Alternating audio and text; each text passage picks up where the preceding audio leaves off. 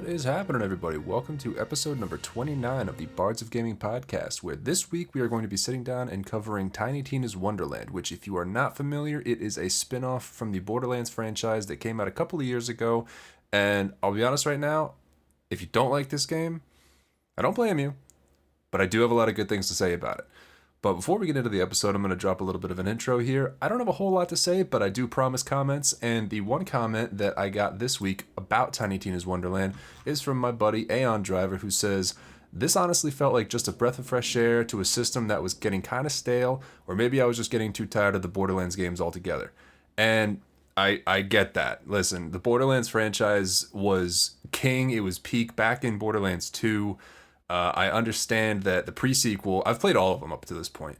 The pre-sequel was okay. 3 was, I thought, the best gameplay-wise, but trash in the writing.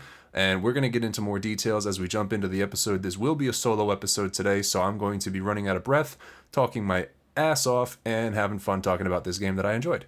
So before we get into that, I just wanted to say, if you enjoy what you hear here, and you would like to leave some love, leave a comment, leave your hate, whatever, I do enjoy any and all feedback, and if you ever want to just talk games with me, feel free to reach out. You can reach out to me on my Instagram, where I am definitely most active at The Bards of Gaming, or you can find me on Twitter or X at 2bardsofgaming with the number 2.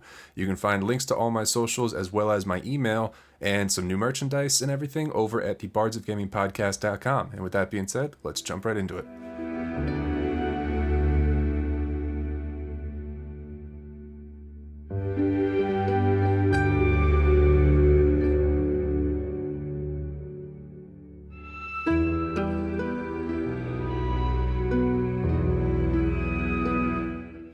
Alright, so as I stated in the intro, this week we're going to be talking about Tiny Tina's Wonderland. And there's really not a lot of bad I have to say about this game, so this is going to be a pretty positive episode, all things considered.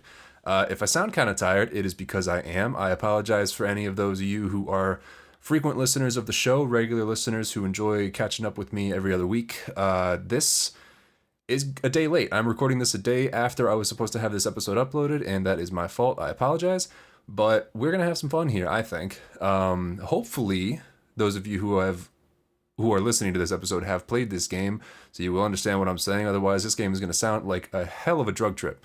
But to jump right into things, if you haven't listened to the show before, the way that I kind of like to break this down, this is kind of just like my little game journal, right? So I like to start with what I really don't like about the game, and then end things off on a more positive note with what I do like about the game, wrap it up in a nice little rating at the end, and recommend or not recommend the game to those of you listening. So to start off with the dislikes, the one thing that kind of annoyed me, and I don't know, it was cool, but I thought it was kind of pointless because I didn't end up using it really at all, was the overworld random encounters. So for those of you who have played this game, you will be aware that this game kind of takes place as like a tabletop sort of game, like a Dragons or Dungeons and Dragons, which is very different from the previous Borderlands games. So this is a spin-off. This is narrated by Tiny Tina, who is essentially the dungeon master, and you're playing a game of Bunkers and Badasses, which is literally just a, rip-off kind of copycat of Dungeons and Dragons. So a lot of the game's theming is fantasy. It's very like tabletop fantasy, and there's a lot of really cool things that this game did with that. But one of the things that I didn't really like was the random encounters for the overworld. So unlike all of the Borderlands games in the main franchise, this game does go from like level to level in an open world sort of concept, kind of like Borderlands, but once you reach, I don't know, like once you exit a certain part of the level, it puts you in this big overworld, which makes you look like a bobblehead character as you walk around, and you try to find some treasures, you get some side quests. It's kind of just a way to walk around from level to level in a more fluid way, which, I mean, granted, okay, I like the overworld. I actually do think that the overworld was a nice touch, especially given the theme of the game. But as you're walking around the overworld, you'll come across these sections that are kind of like, tall grass, like in Pokemon. And if you walk through it, there's a good chance that a random encounter will pop up, and you can choose to interact with it, or you can choose to completely ignore it, or you can just punch it. You can melee attack it as it's spawning in, and you just kind of avoid it that way. So if you decide to do that, which I'll be honest is what I decided to do with 97% of them, you can kind of just ignore them. Because otherwise, if you don't ignore them and you end up, going into them, it just kind of throws you into this like arena shooter sort of section where, you just have to kill a certain amount of enemies and then you might get a chest at the end. It's good if you're trying to do some leveling, but or get some, cheap loot, quick money. But for the most part, it's totally unnecessary. You really don't need to do it. Like I said, I did like a few of them in the very, very beginning, and after I got some basic equipment, I never wanted to do them again. There are so many other better combat encounters throughout this game that you really don't need to do the random encounters at all. And then the only other thing that I wrote as a dislike for this game is the, somewhat corny dialogue. Now, maybe this is just me, probably is just me, but this game had some phenomenal voice actors. It had, your I forget her name, but the lady who always voices Tiny Tina, she always does a fantastic job as that character. And then you had Andy Samberg, and you had Will Arnett and Wanda Sykes. It's all phenomenal, very famous actors who did a great job voicing their characters. But what's not their fault is the way that the dialogue was written. I just kind of thought some of the jokes were forced. I thought that, the dialogue was a little bit corny, a little bit pandery at times. And sometimes it was funny. Sometimes, like every Borderlands game, sometimes the jokes hit hard and they're great. But in this one, I don't know. It just felt very unlike a traditional Borderlands game in the sense of the dialogue. It tried really hard to break the fourth wall often, which is very easy to do in a game where everything is being narrated to you from a dungeon master. But it I don't know. You'd have to play it to understand, and if you did play it, you probably know what I'm talking about. The corny dialogue felt very forced, felt, I don't know, kind of disingenuous at times. So, but other than that, that's really all I have to say about the game that I didn't like that much. So moving on to what I do like about it. The first thing I have written down in my notes here, and I do have quite a list written down. But the first thing I have written down is that it is the same gameplay, essentially, as Borderlands 3, with a focus on platforming. So if you played Borderlands 3, you'll know that you had the ability to slide, jump, climb. I believe you could jump and climb in Borderlands 3. It's been a few years since I played that one, but in this one you can, jump, grab ledges, climb around, and do a lot more things exploration-wise than you've been able to do in many of the previous Borderlands games. And I thought they did a really great job with it. I think that it gave them the ability to design levels centered around secrets and other cool things to unlock. So there were also these things hidden around the level. The next two things I have written on my list here are hidden secrets and D20 dice. So there's a lot of hidden secrets around this map. There's levers to unlock. There's things to shoot. There's, special triggers you can find that'll unlock other doors on other parts of the map. And having the ability to do platforming the way that they did allows you to access some of these things and find more of these secrets. And I think that it was a really great idea for them to put that in, especially in a game where you have so many different level designs. I mean, different themes, really. Because this game, I'll cover it more later, but you have just your standard, fantasy Knights of the Round Table castle environment. You have like an old English city like London. You have an underwater section. You have Jack and the Beanstalk. Like, it goes so crazy with all the different places that you're able to explore, and having this platforming functionality with all these areas really let the designers be creative on what kind of secrets they put in, where they put them, how they implemented them. And I thought it was great. Because the fourth thing I have written down here is literally verbatim awesome level design. They did a killer job. They did such a good job with all the different ways that you're able to explore the map. And I feel like everywhere you look, like every platform you jump up, every, you know, corner you turn, everywhere that you go, there's something else to do. There's something to look for, which is, you know, fantastic level design. You really don't want the player walking in a straight line for fucking 10 seconds, looking around at nothing and not having anything to do. So having, you know, little secrets, D20 dice and things that you can collect, and treasure chests and fun things that the player can explore, it just really made the level feel very entertaining. So I keep saying the words D20 dice, and for those of you who've played this game, you'll know there's these collectibles. These, I don't want to call them secret collectibles because they kind of announce their presence. They play a little jingle whenever you walk around, but there's these floating D20 dice that you can find. And every time you find and collect one, it increases your luck boost, at, like your character's luck boost. Whew. Sorry, I'm talking a lot, running out of breath. But yeah, each time you find one, you increase your luck boost. So the more you find, the better chance of better loot you're gonna have. And each one that you open or, you know, collect, it kind of acts as like a treasure chest. So it drops loot, guns, ammo, or I think ammo, whatever. But like guns, shields, spells, different things. And the more you collect, the better the loot gets. So you'll start by getting all like, you know, the white tier weapons and shit like that sell for almost nothing. And then later on in the game, you'll start getting, you know, green, blue, purple. I don't think I ever got any or like any orange or legendary weapons from there, but yeah, there's a lot of them to collect in the game. I don't have an exact number, but there's a fucking lot. So I thought that was a really great thing for the developers to include, because I don't know, it kind of gives you like, it gives you an incentive to try to explore more of the map.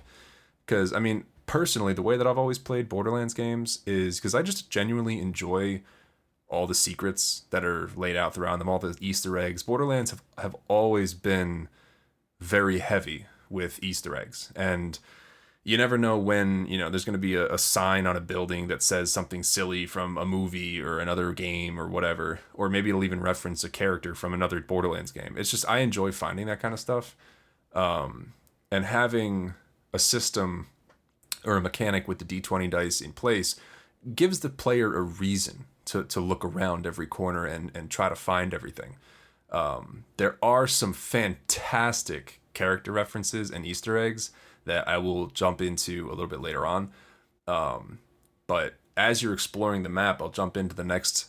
As you're exploring the world, I'm going to jump into the next thing that I have written down here, and it's just the many different enemy types. So there's a lot of different enemy, because the game explores so many different fantasy worlds.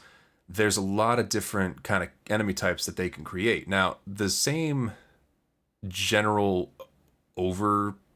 archetype of enemy or whatever the fuck it's called, a lot of them are the same. You'll have your grunt enemies, you know, that are easy to kill off. There's a lot of them usually. You'll have your brutes, you'll have your whatevers. But there's so many different, I guess the word is species of enemy types, because I mean, you'll have skeletons, and then in another world or in another level, you'll have these giant poisonous mushrooms that walk around, and then in another area, you'll have giant sharks that dig and come out of the dirt. And it's just like, there's so many different kinds of enemies. I feel like the designers and you know, general idea people behind this game had such a fun time creating this game and writing up all these different enemies and characters that the player can interact with and kill and fight and whatever. Because, you know, yeah, you'll have there's so many different species of enemies, from skeletons to sharks to crabs to, you know, just whatever. There's so many different ones. And then in each species, there's so many different subspecies of enemies, different, like, you know, some that shoot, some that fight, some that, you know, jump around, some that fly, and just there's so many different things to fight in this game. It never feels boring. You know, even though some of these enemies, like the general type of enemy, are repeated, because they're a different species, a lot of the time they have different abilities, different effects, different whatevers. And it just feels very, I don't know. It doesn't get boring. It didn't get boring to me. I always felt like, oh my god, I have to go backtrack this level that was, from 6 levels ago. But, granted, even now I'm overpowered, which, by the way, the game can also scale to your level. But even though it's like, yeah, I explored that, days ago, I was kind of looking forward to going back and fighting some of those enemies because it was fun. I liked the different enemy types. And I don't know. I thought that was a really great thing for them to do. Because I know that in some of the older Borderlands games, like, especially in the first one, it was very, very repetitive.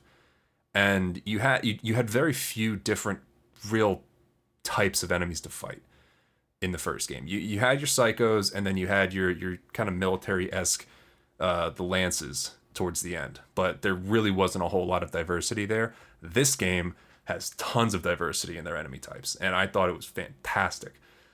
So yeah, moving on. I have it written here. Just I loved the different biomes and the different fantasy worlds, like I said earlier. And the 4 examples that I wrote here are pretty much exactly what I said earlier. The most memorable ones to me: the beanstalk, the fungi forest, the ocean and abyss, and the castle/kingdom. I thought the game starting out in the bright, cheery, kind of like generic fantasy King Arthur style castle area, it's great. It's everybody's familiar with it. We've had it in a million different kinds of games, and it's a great way to open with the game. And then from there, you move on to so many different areas. You have deserts, you have crypts, you have, like I said, the beanstalk, the fungus forest, the ocean. And for the ocean, like, this is kind of a story spoiler, but when you're in your main hub area, which I can't actually remember what it's called, the main city, where Princess Butt Stallion, her castle is. Like, fuck, I can't remember the name of the city. But anyway, I'll just call it Sanctuary, because that's what they're always called. But when you're in Sanctuary, there's an ocean. There's a dock, there's a whole harbor, and one thing that I really did not see coming in this game. So when when you get to the city, which kind of in the beginning of the game, you could freely explore it like any Sanctuary in any other Borderlands game. And as you explore it, you'll come across the docks, and so you see off in the distance there's a whole dialogue piece that explains, oh yeah, there's the main bad guy's castle or whatever way off in the distance, spewing darkness into the air. And so you're thinking, I was thinking to myself, oh cool, so at some point there's going to be a boat, or there's going to be a portal, or there's going to be something that'll allow me to cross this ocean to get to the main bad guy's lair and defeat him. What I did not see coming, however, was the giant fucking bomb that explodes and literally blows all of the water out of the ocean, out of that section of ocean. So you're able to now, instead of, because I was thinking it was going to be kind of like Fable 2, where, you're in the main city and you see the spire off in the distance, and you end up getting on a boat and going to the spire, and all is said and done. And this game kind of leads you to think that too, because they do bring a boat, and what is it, Torg? I can't remember the guy's name. Shit. But anyway, so Torg, I think, he's a character. He's a recurring character from the Borderlands franchise, but he plays like a fairy, I think, in this game. And it's been a couple months since I actually played this game, but I'm trying my best to remember. But yeah, so anyway, they make you get this boat, and you're trying to fix it up, whatever. And then as before you're gonna go on your maiden voyage, it sinks. It just sinks to the bottom of the harbor, and now you no longer have a boat.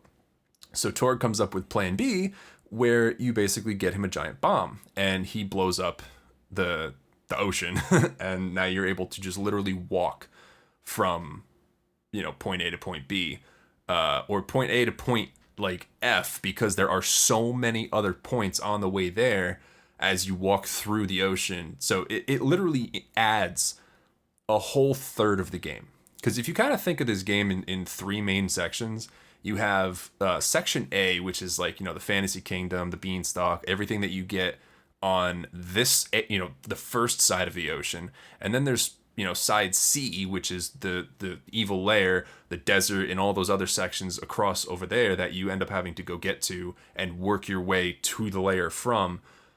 But what I didn't see coming was section B, which is the whole midsection of the map, the entire ocean.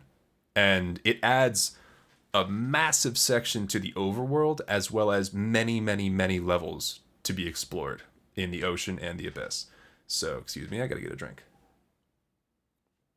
But moving on from that, the funny characters and references and Easter eggs is the next thing I have written on the list. And I know I'm kind of plowing through my list right now. It always goes so much faster whenever I'm talking to myself. I also don't really stop to take a breath because I get nervous. But so the funny characters and references, there are so many to list in this game, and not all of them come from side quests. Some of them you can kind of just stumble upon, or they're just, small areas in the maps. But a few of the ones that I wrote down here are from side missions. The first one I wrote down is Ron Rivote, which is a spoof of Don Quixote, the famous old story. And the way that the whole mission centered around the clock tower monster that he sees had me laughing my ass off the entire time I was doing it. Because for a while, I was like, when I started the mission and I began to go into the mission, I was so confused as to what he was talking about with the giant cyclops. And then eventually it gets pointed out that it's the clock tower, and you look at it, and the way that they designed it was pretty tricky. You could definitely see how someone half blind and stupid could easily mistake it for a cyclops, but it was a really funny mission. The next one is the Shattergrave Barrow, which is a spoof of Switty. I'm gonna butcher this. Smitty Werbenjagerman Jensen from SpongeBob. He was number one. And that was a very funny thing to stumble across. You come across a grave where it's, the headstone with, a couple pieces of wood sticking off the side of it. And you would know that if you watch like the old episodes of SpongeBob. The last one I have written down here is A Knight's Toil mission, which is a spoof of A Knight's Tale, the movie. And it has, there's also the Lady of the Lake. So those are just some of the funny character references and Easter eggs that I wrote down here. There's a lot more. If you get the chance to play this game and you enjoy things like Easter eggs and references to other things, definitely recommend you just take a walk. Just go exploring the map, or just even look it up on Google, whatever. They're funny. There's a lot of them. Moving on, the next thing I have written down here is I very much enjoyed the combat, actually. I've always liked, I wrote fun combat here, but I've always liked the Borderlands combat. It's very fast paced. It's very run and gun, and it's not Doom. I mean, if you've played Borderlands, you know what I'm talking about. It's not like, it's very explosive combat. There's a lot of nowadays in it as well. Like, there's just a lot of power ups. There's a lot of cool things that you can do, and with this game, I really enjoyed the spells. And they're like, instead of having grenades, they gave you spells. And there are so many different kinds of spells you can use. There's spells that like summon a minion. There's spells that, shoot a fireball simply. There's spells that do so many different things. And I really enjoyed the implementation of spells instead of grenades. So also, like, the just the weapon theming in general, like, I thought it was great. Like, I don't know if they really had to do it. I guess it made a lot of sense. I'm glad that they did do it for like this fantasy Dungeons and Dragons theme of, they gave, instead of having guns and rocket launchers, they gave you crossbows and swords. Instead of using the buddy or rifle to melee an enemy, now you have a fucking sword or a battle axe or a hammer or whatever you equipped your character with. I think that they really did a great job theming everything to kind of like a fantasy setting. And yeah, instead of pistols, you have crossbows, and just they did such a good job. There's so many cool things about this game. Just little subtle details that just it's different enough from the Borderlands franchise to really feel like a breath of fresh air, like Aeon Driver said. And I felt that way when I played this, because I was kind of burnt out on Borderlands as well. I love the Borderlands franchise. As you know, if you listen to my Borderlands 1 episode, I'm a big fan. I'll always go back and play them with a smile. But, I know a lot of people, myself included, were apprehensive to pick this one up when it came out. And admittedly, I actually bought this game day of release when it came out, I think in 2022. And when I first played it, it was very broken. There was a lot of game breaking glitches, falling through the map, game crashes, whatever. It was very broken. But I give the developers credit, they did fix it. They fixed a lot. And I finally went back and I played it towards I think like September-ish time of 2024. And I had a great time. I really didn't run into a single bug. I thought it was fun through and through. I mean, granted, also originally I picked it up on the Xbox Series S, and this time I played through it on Steam on my PC. So I don't know if that has anything to do with it, but this game played very, very well, very smoothly, and the combat was fun. It was enough of a difference from Borderlands to make it like I wasn't sitting here constantly comparing it to Borderlands. I was genuinely thinking to myself, wow, this is a breath of fresh air. This is fun. I'm having fun. And I even played it on Discord stream with some of my friends, and they even admitted that like they were getting a kick out of watching me play it. They had the same opinions as me. They were questioning why I bought it back when it came out. They're like, oh, Borderlands sucks now. And I'm like, I don't know. I want to give it a shot. It looks like fun. And it was fun. I genuinely enjoyed it. I had a great time. And I think that the fun combat, the fantastic theming, the way that the designers just made the levels and everything was so refreshing. It was so fun that, I don't know, I highly recommend you give it a shot. But moving on from that, kind of with the combat, I also wrote down that the left button or the left bumper and right bumper special skills, like, I don't know, I don't really have a lot to say about it because, to be honest with you, I don't really remember it that well. But it was something that during my gameplay made a big impactful difference, because I didn't really find myself with any power-ups or abilities that I had that I didn't use. Because I know, like, there's a lot of games out there where you'll get, like, I'm trying to think of examples. I mean, there's like Skyrim where you end up getting all these spells, you end up getting all these abilities, and you only end up using a handful of them. You don't go around using everything that you can. I don't know. I didn't anyway. Even with like Fable. Fable was a very combat-wise, Fable is a very simple game. There's like 3 buttons you use. It's very simple, and there's magic, there's melee, there's shooting. But there's a lot of spells. Like Fable 2 I'm thinking of mainly. And like you have the spells to slow down time and do this and that, and I didn't use 80% of it. But with this game, there really wasn't a lot that I didn't use. Because, I mean, granted, the fact that it's a looter shooter allows you to constantly change your equipment. You're always getting new, better spells, better weapons, better this, better that. And as you level up, you obviously add more points to your skill tree, which gives you better abilities, better enhancements, better whatever. And I also did enjoy the fact that you have a minion in this game that you can upgrade. That was really cool. But yeah, I didn't really find that there was a lot of things in this game that I didn't use. Every mechanic, every option they gave me, I pretty regularly took advantage of. And I think the one ability that I did have, which was my right bumper ability, was just a giant swinging, slamming hammer attack. And it had a big area of effect, and it was super satisfying to use, and I could use it to get out of a pickle. It had a lot of knockback, so if I was getting overwhelmed and surrounded, I could just use this, slam it down, and then either kill what's around me or run away for a second and get some health.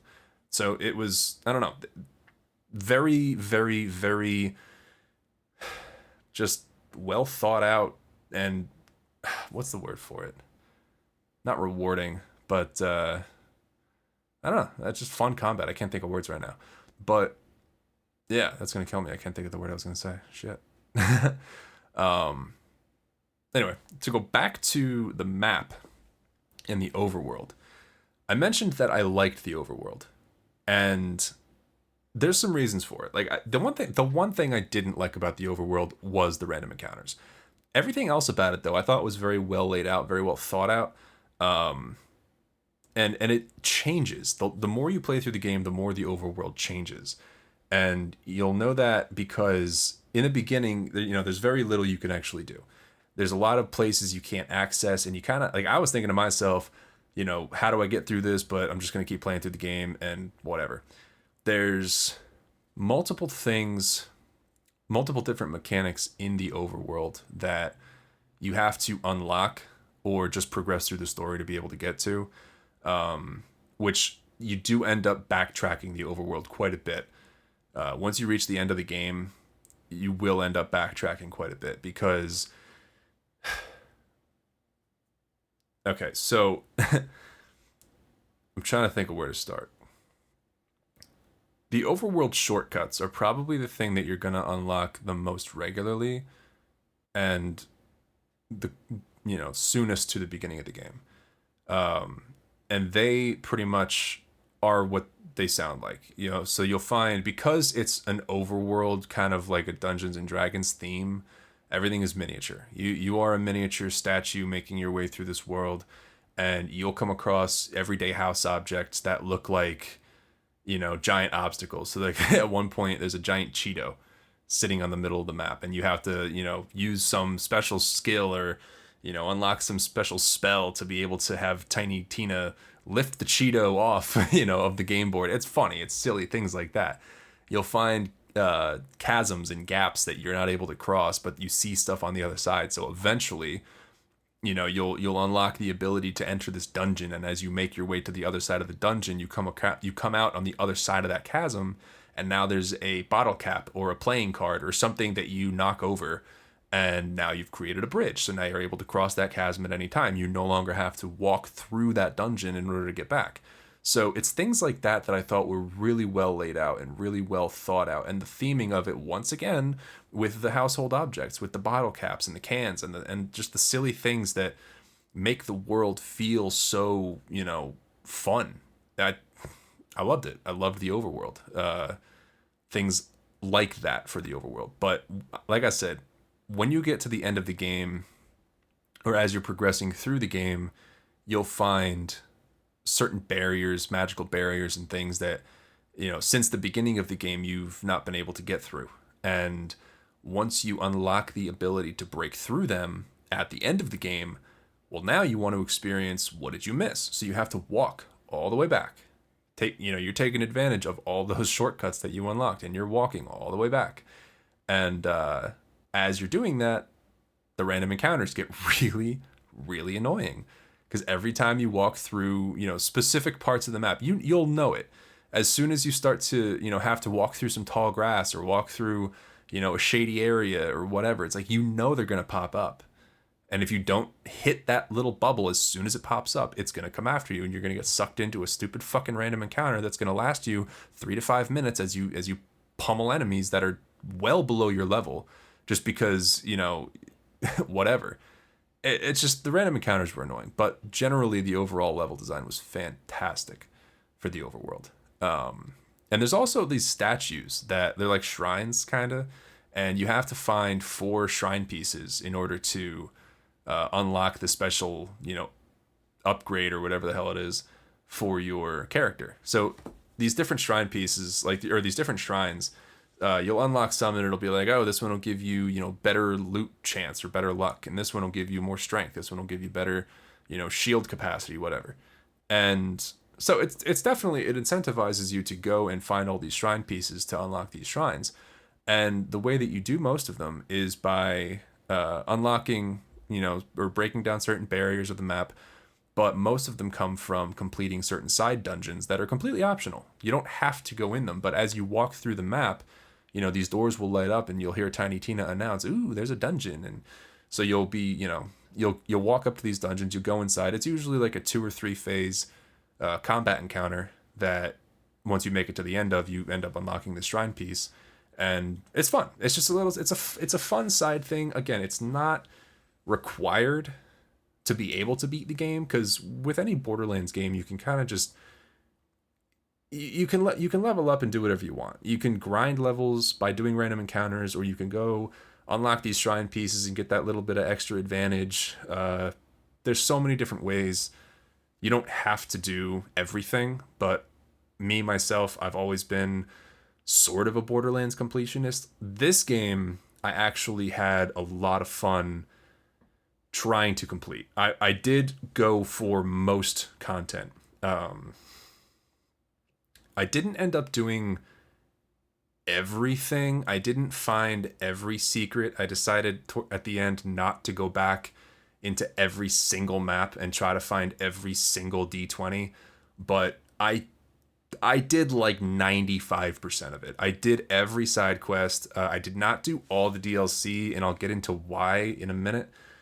Um, but I did do most of the side content. And I will say that the last thing that I have written down here in my likes is there is a lot of really cool end game content, which I appreciate. I mean, this game did not have to do what they did for end game content, because what they ended up giving you was access to Queen Butt Stallion's castle, and in the basement they pretty much give you like this whole new game mechanic, and it becomes like a roguelike dungeon. So you just it's just multiple combat encounters one after the other, where you can unlock temporary power ups for the rest of your playthrough. Kind of like, think like Hades, games like that, where you're just doing level after level after level after level, and every time you finish a level, you can choose a new stat buff or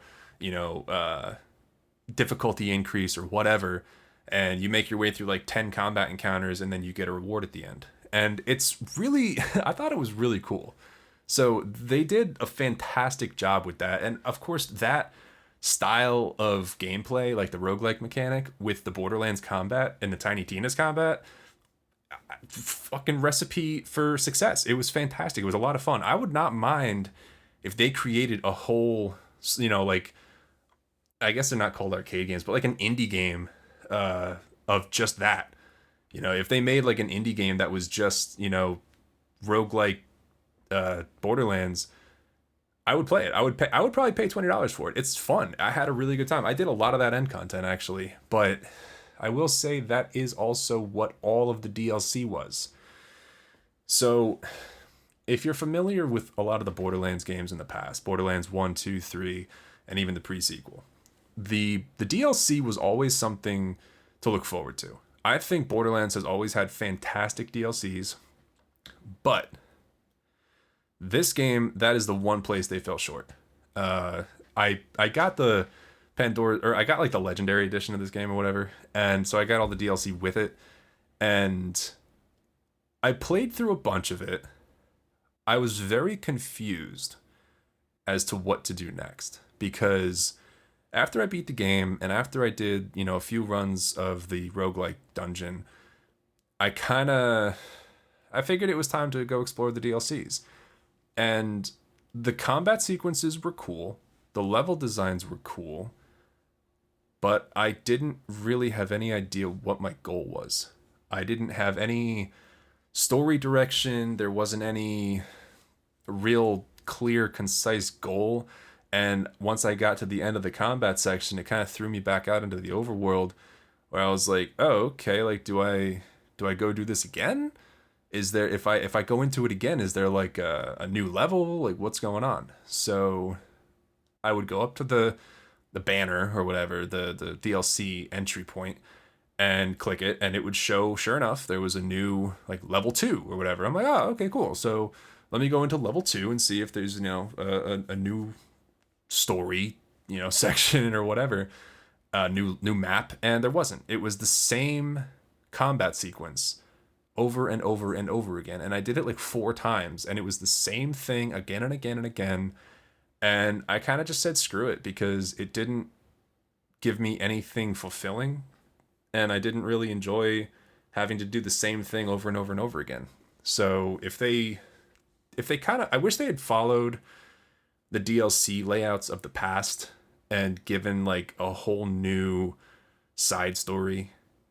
Like the Borderlands 1 DLCs, I'll never stop loving. They weren't huge, but they were fun. And they, you had like Dr. Zed's DLC, the Zombie Island DLC or whatever. And like there's just so much story, so many fun little things that they could have done. They could have given us a Fret DLC where everything you have to fight is a fucking robot.